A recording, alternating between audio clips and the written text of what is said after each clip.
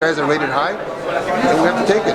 As for Spence disposing of Gary in such a faster manner than Pacquiao and Khan, I got a chance to ask Khan himself, and he said the streak of tough fights could have led up to that, to maybe a poor performance from Gary because of the tough previous fights that Spence benefited from. Do you think that helped Spence out enough? Yes, that could have, but I think you have to give more credit to Spence. I think you have to give Spence he went out and did what he had to do. He could have boxed him, he could have taken him 10 rounds, he could have done whatever everybody else done, but he went out, challenged the guy, and did what he had to do, and put him away. Put him away in a fashion that really nobody has.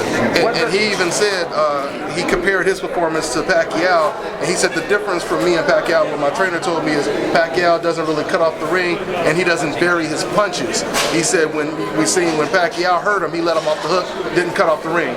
What do you think about that? Do you agree or disagree? I agree in a way, but what I think most is that this is a young, hungry dog. Yeah. This is a guy that just wants what Pacquiao has, and Pacquiao's old. Pacquiao is not really as hungry as this young man is. This young man wants to be somebody, and that night he proved that he can be somebody. I'll tell you who else looked good. Gary Russell looked good that night. Yeah. Very good. He called out Lee Selby and Leo Santa Cruz after that fight. What happens there? I think it's too much for Leo Santa Cruz.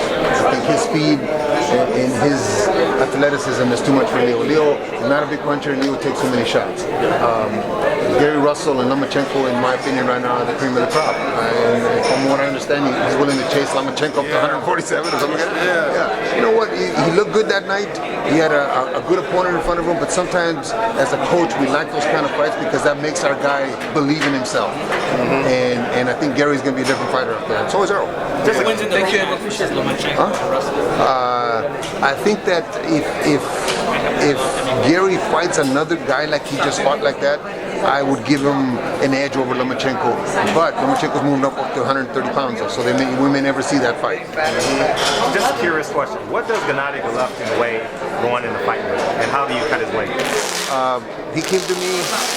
Mind you, we had 6 months between fights this time. He came to me 8 weeks ago, 171. Jesus, he was ready.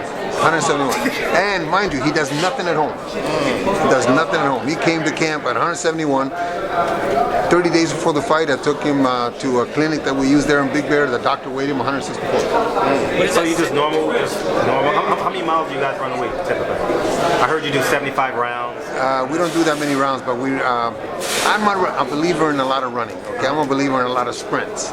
We do runs of 3.5 miles on Monday, sometimes 4 miles. On Tuesday we do sprints. On Thursday we do sprints. On Wednesday and Friday we do miles. And it all depends on what I feel like that morning. They don't know what they're going to do every morning. On Saturday we run 5 miles in the morning, then they have Saturday off and Sunday off. So it really all depends.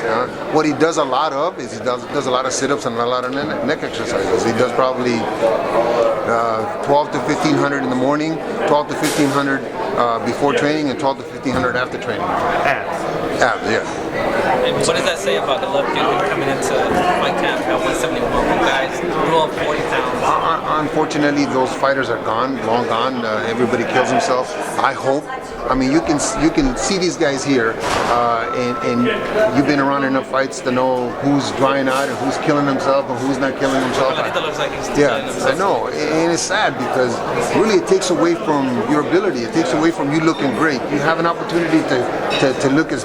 That's why I keep saying about Dominic. I hope that they did everything responsible and came to this fight in a manner that gives him the best opportunity to win. And not enough guys do that. It's sad, really. Terry Norris was the same way, though. Terry Norris, if you ever see his weights when I had him, was 52, 51, 52 and a half, 53. He was never even close to 54 because they're professionals. They give themselves the best chance to win.